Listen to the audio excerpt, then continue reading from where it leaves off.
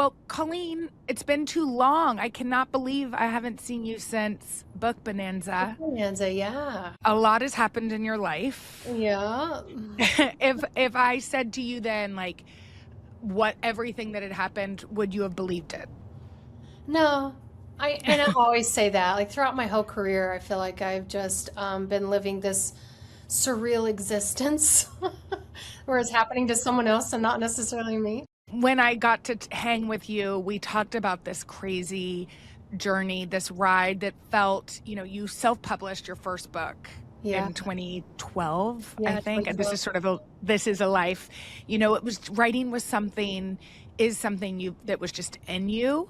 And now you've experienced this level of success that I bet that 2012-year-old version of yourself could never have even predicted. Oh no, I don't think anyone can really wrap their minds around it, their heads around it.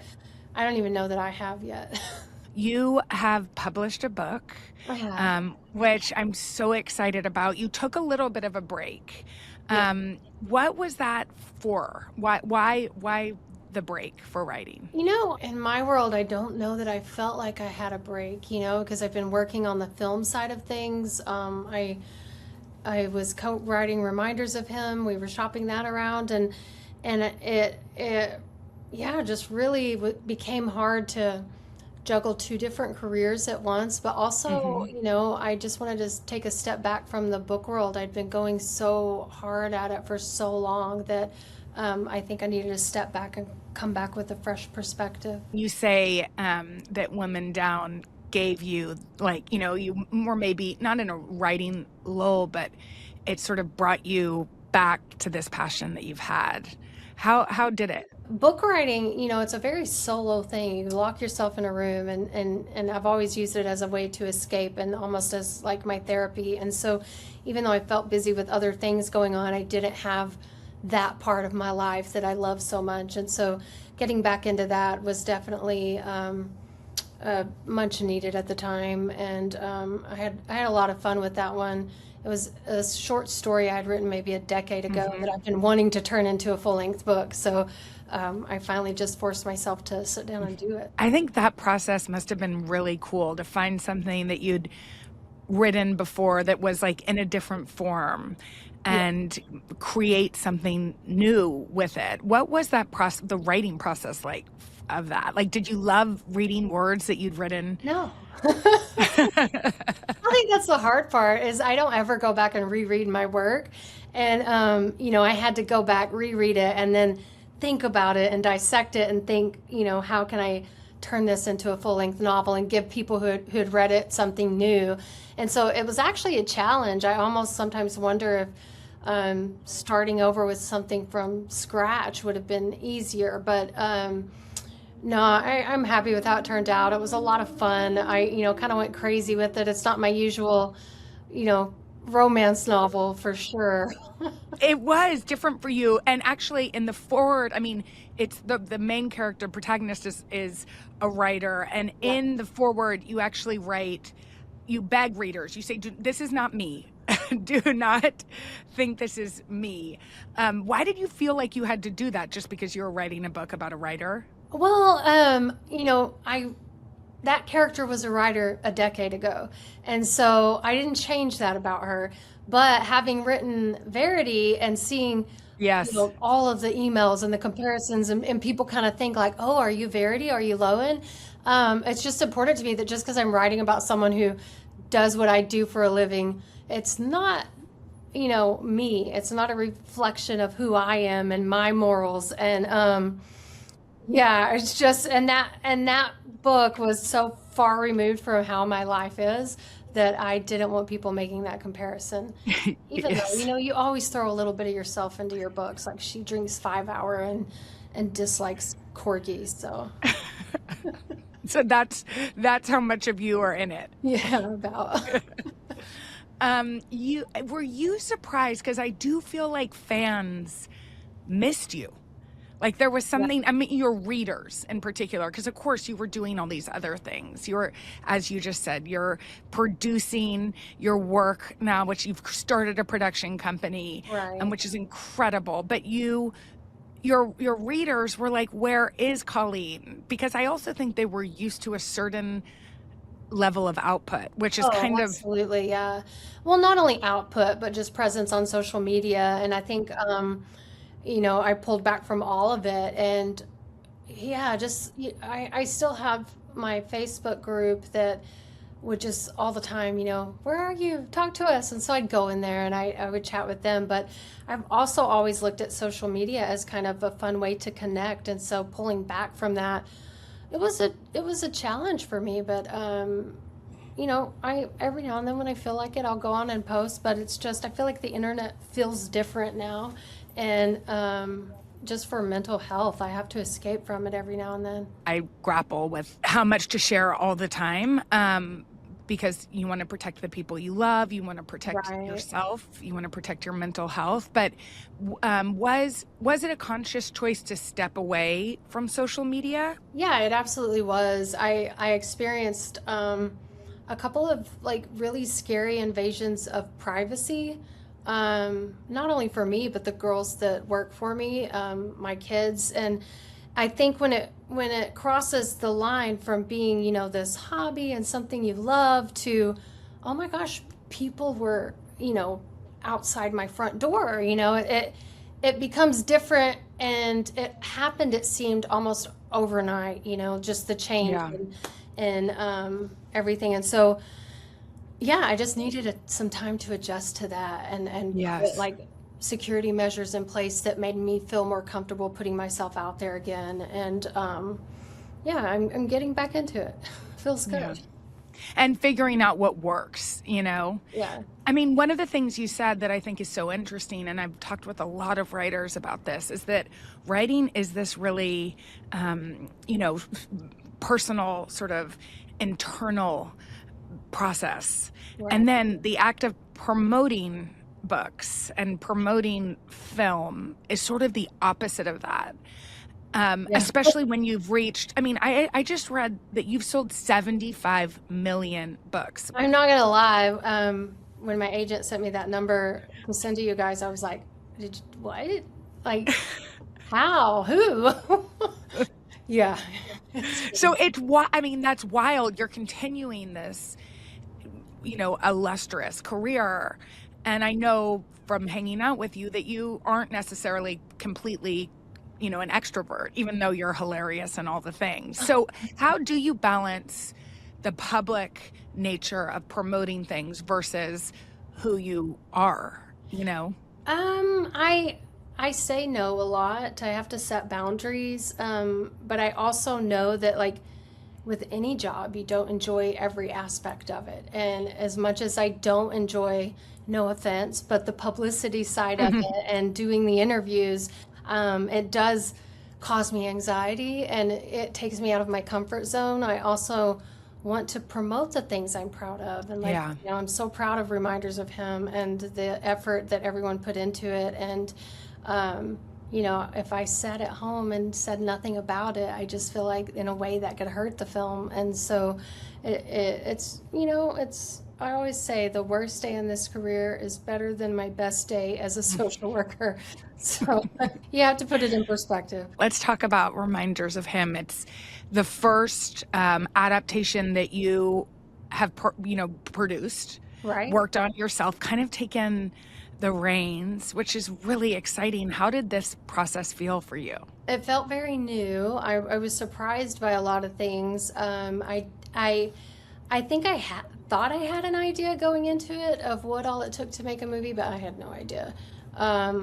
It's a village, and it is so much effort, and just the crew themselves, and how hard they work, and they're there when you get there, and they're there when you leave, and just going from one scene to another, seeing how much effort that takes. Like, I'm honestly really surprised at the amount of people it takes to make a movie. And so me just writing the script and being a producer on it, I feel like are just almost two small things in comparison. Talk about that, the writing, the adaptation part, because it's a totally different art form, right? It is, and it's, especially when you're adapting from something Your you've own created, work. yeah, in a Yeah. different form. And so it was a lot of balancing of, you want to give the readers what they're hoping to see from the book on screen, but at the same time, you're having to condense it and take out so much of the stuff that is in the book and a lot of the internal dialogue. You have to find a different way to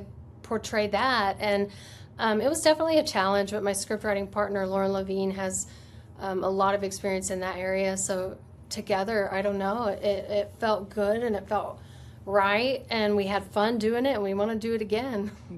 That's all that matters, right? Yeah. And the outcome. So I Right. know you've seen it. Yeah. I really do think adaptations for authors is an interesting thing because you write the world for people to interpret, quietly on their couches, and then all of a sudden it's on the big screen. What did you think when you watched it? I mean, it was a very different process because I was involved the whole way. So I was involved in the editing process, and so I saw it in so many different forms. And I think it really didn't hit me until I saw it with my family because I knew that was the final cut. Like, this is what everyone's going to see. And, I walked away very proud of it. And, knowing the stress that went into each day and each scene, and just seeing the reaction of my kids and their friends and my mom and my sisters, and that's what look for in the end. Not for me, at least. It's not the numbers that's going to make in theaters. It's what the people closest to you think of it, and they're all very proud of it and very proud of me. And so to me, it's already a success. Yeah, it's just what they think. That mom of yours, I She's love her. And the sisters, we'll never forget hanging with them all those years ago. I So know. she's a good tester audience too, because I feel like she tells the truth. Oh, absolutely. Yeah. Yeah. I think my family can be my toughest critics sometimes. And so that's why it's so important to me to see, their reactions to the things that I do. What do you hope people get out of this film when they go and sit in the theaters? I just hope they walk away with like a new sense of forgiveness and hope. And I just want people to be able to escape the world for a couple of hours with their friends or family and enjoy an escape in Kenna's world. I read somewhere that while you were writing the book, it was like in the process, one of the only times you actually cried while writing. Yeah, I Do you, don't cry a lot. in general, or while you work? Yeah, in general. And I think that's why my books are so emotional. I think people assume that I'm like a very like romantic, emotional person because, of my books, but it's actually quite the opposite. And I think that maybe that's why my books are so emotional because like I keep going until I feel something. And yeah, this one especially, just the whole mother-daughter thing. Like I treasure nothing more than my role as a mother, and the struggle that Kenna went through to repair that relationship. I don't know, it just was very tough to write. I know a lot of your characters go through a lot of really difficult things, and it's like some of the memes on the internet are like, Colleen is really putting her characters through a lot. And I think what's really interesting about your work is like it is a lot of what it means to be human, Yeah. mistakes, failures, forgiveness, like all the themes that really sometimes we're lacking in our society now, and need more of. I know. I will say, like, it is very weird, especially in the current climate, to be like promoting this film. But at the same time, it's like, oh my God, we all need this escape. We need like this 2 hours of hope and love and forgiveness and Redemption. redemption. Yeah. Yeah, it's really true.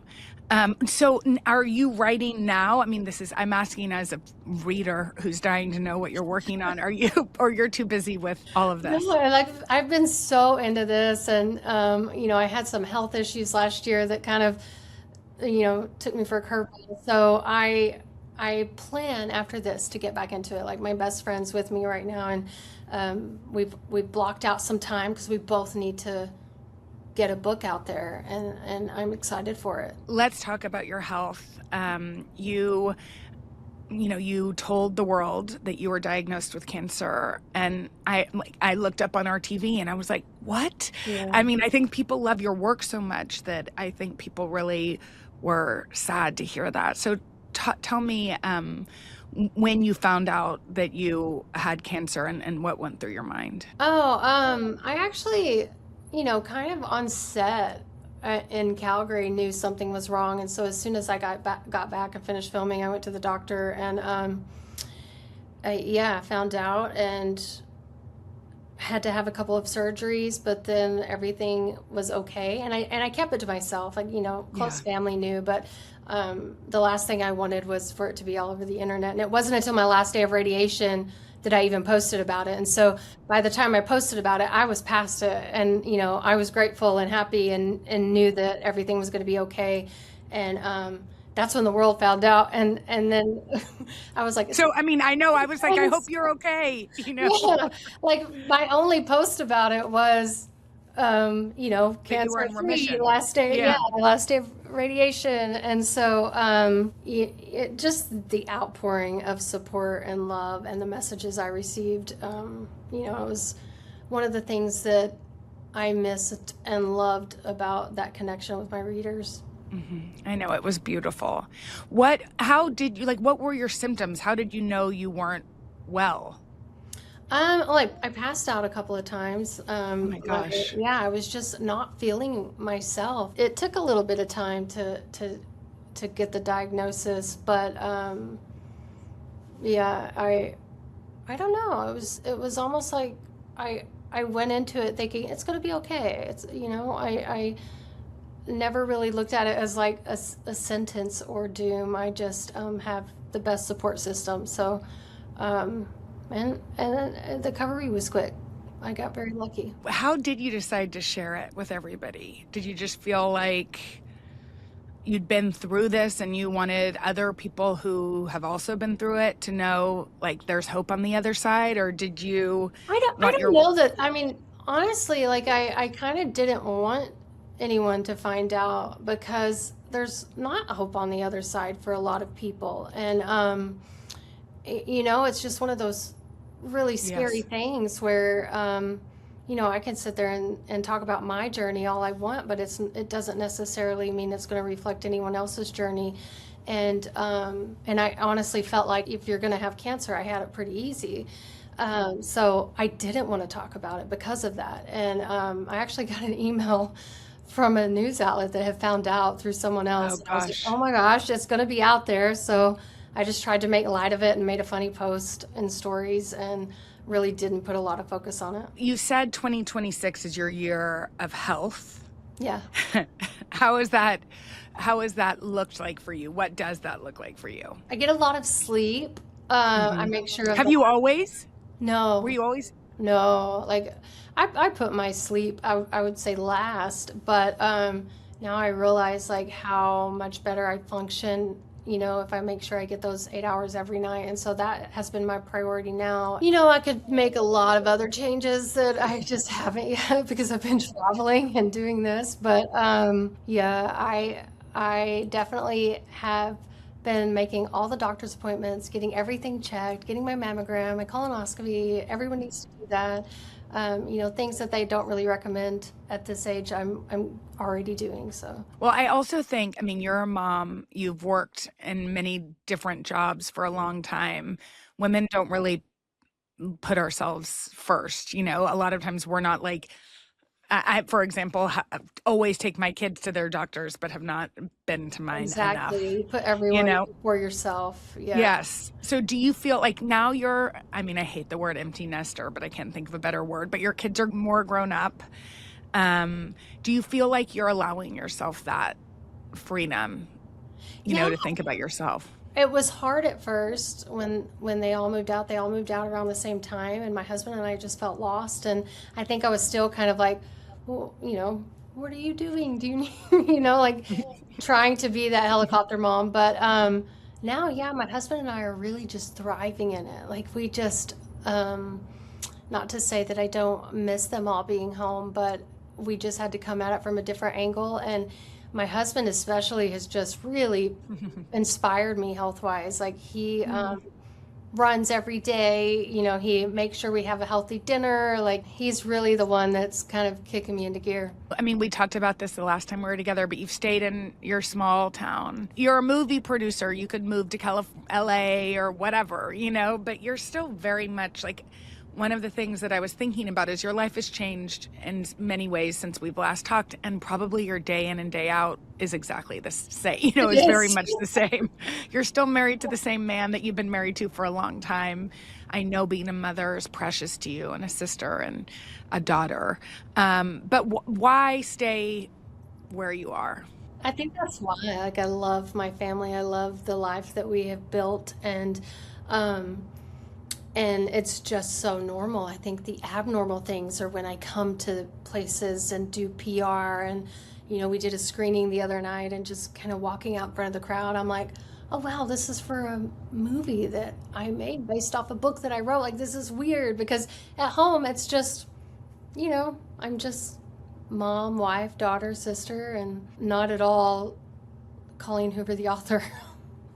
You have a lot of other adaptations coming, which is really exciting. How do you feel about that? Like, how do you feel about all of these movies that will be, or television shows that are coming down the line? No, I honestly feel very lucky. Like, if a lot of these, like I sold the rights to, 7 years ago, and Yeah. the fact that they're all kind of coming to fruition around the same time has been crazy. It's like, Regretting You was October, then this one, and then Yes. Verity, and then Verity, which people are very excited I'm about. so excited for people to see that. They did an amazing job with it. Um, Verity has a very ambiguous ending. yeah.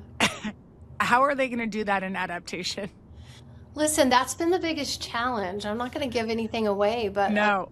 yeah, I've seen about 7 different endings, but I feel like we were all on the same page with the one we wanted to go with, and yeah, I just That's blown away by as that the one. as the writer, as the creator, like, and I've asked writers this, and every one of them has had a different answer. But when you're writing something and interpreting like the ending of that book, in your mind, do you know what the ending is? And you're just leaving it up to interpretation of the readers? Or are you also like, could go Well, either way? yeah, like especially with that one, I was in Lowen's head when I wrote it, and so I didn't really dive into that part of things from Jeremy or Verity's perspective. And so I walked away from it kind of feeling like Lowen felt, Hmm. not being really sure. Now, as a reader, I have my opinion, but Are you going to tell us what that opinion is as a reader? um, I'm team manuscript. I'm team Hmm. manuscript. Hmm. Okay.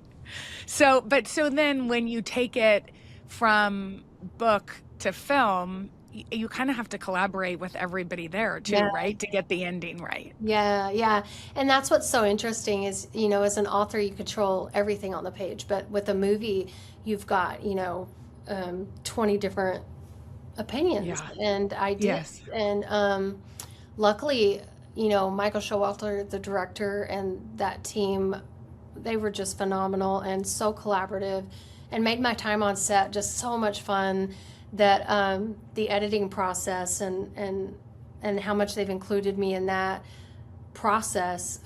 It's been I've learned so much for one, but also just being able to see them test the ending with different audiences and seeing what the audience thinks of each version. Like we were very lucky in that we got a lot of time to test it and edit it, and so Yeah. I feel like people will be happy with it. Since we last met, of course, It Ends With Us has come out to great success. I think made a ton of money. I know it made a ton of money. It also, and I know the book is wildly personal to you, based on some of your very first memories. And so There's also a court case all around it and a lot of speculation, a lot of tabloid press. Is it hard to have those two things, like your very first memory, one of your pieces of art that I know you cherish, wrapped up with all of this? It is, but it's getting easier to separate it. Because I do look at the success of it. Like opening week, we just were all so shocked at how much readers showed up for it and how well it did and how much it resonated. Like I am so proud of that movie. I think the actors, the director, everyone did such a good job making it that I have to look at everything else separate from the film, from the book. As unfortunate as it is, I am still just very much grateful that we got to see it come to life. And for me, I'm very proud of that film. Yeah. And you're able to kind of separate it too. Like, this is my work. And it doesn't need to be that. I mean, it makes total sense. And I'm just happy you're going to continue to adapt, and you've had all these great experiences. That's the thing, is that, there have been such great experiences, and, I had great moments come out of that. And that's just what I have to focus on. You said, I think that it was hard for you to recommend the book for a period of time. Do you still feel that way, or you feel like you've kind of No, moved past I that? think I've moved past that. I think it was hard to recommend that book, but also hard to just be online and recommend anything and just kind of be in this world. Like I said, it just all like kind of changed overnight after COVID with book talk and the success of the books and getting used to that, and then having this film on top of it. And I think now I've kind of grown accustomed to it, and just know to focus on the people who are there to support me. Yeah. And proud of the work that you've created too. I mean, that book has helped so many people. Yeah. And you've heard that. Like, I know you've heard that, but I've heard people say that the book and the film have been a solace for hard things that people have faced. So will you adapt more? Will you write more of your work? I plan to. I really like, my next goal is to get back and write a book. And after that, I really, there's probably a couple that I would like to see, that I would like to personally work on the scripts for. Heartbones is one of them. I think Yes. Layla would be fun. Layla's a paranormal romance. Yeah. So that one sounds exciting. So yeah, those two I think would be up next for me. I love that. Well, we're excited for everything to come. Do you mind? Let's do a little quick fire. Yeah. What are your favorite types of books to read? I'm sure you haven't had much time. I don't have a lot of time, but I love enemies to lovers, forbidden romance, things like that. Diet Coke or Diet Pepsi? Diet Pepsi, not even a question. Diet Pepsi is one of like your top 10 favorite. Are you drinking it right now? It's in that Diet Pepsi. Stanley. Yeah, and I've already had a refill today. For people that have not read your work, because many have, what would be your favorite starter Colleen Hoover book? What do you think people should start with? I always start with reminders of him since I wrote do that you? book. Yeah, I don't know why. I just think it kind of encompasses a little bit of all of my writing styles in there, and I don't know, it has a special place in my heart. They can start with the book and then see the film. That's a perfect transition. And do you recommend, and in general, people read the book before they see the film or TV show? It depends on the person. If someone's going to Yeah. hold so tight onto a book and everything about the book, I say watch the movie first and then go back and read the book. But if you're one that, kind of looks at adaptations as a complement to the book, then I think that it's not going to matter. I think you've been this incredible proof of the fact that adaptations can lead people to reading, because even if we look at the number of books you've sold, I mean, tons of people read It Ends With Us either right before they saw the film or right after. Like, it hit the list again. It became a bestseller again. It proves the power of writers' worlds. I think it's been really cool for people to see that. It is, and not only in mine, but with the success of Heated Rivalry and The Housemaid, and you see all of these adaptations that people are going back and picking up those books, and it's just really exciting for the book world in general. Did you see Heated Rivalry? Were you into it? Yeah. Yeah, me too. I also saw Me, Tyreek's text or tweet that he wants to be in season 2. So whoever's in charge of that, hook Tyreek yeah, Withers up. make that happen. What are you watching now? I know you're kind of a Bravo fan. Have you had time? You know, I'm a little behind on Bravo, but I am all caught up on Traitors. I watched the entire season, and it was one of the best seasons. Were you Team Rob? I was. I thought he played brilliantly. Colleen, you're the best. I'm Thank so happy you. for you. I miss seeing you in person. I know. I hope we can get a margarita or some queso Me too. soon. You're the best, and thank you so much for this. Thank you.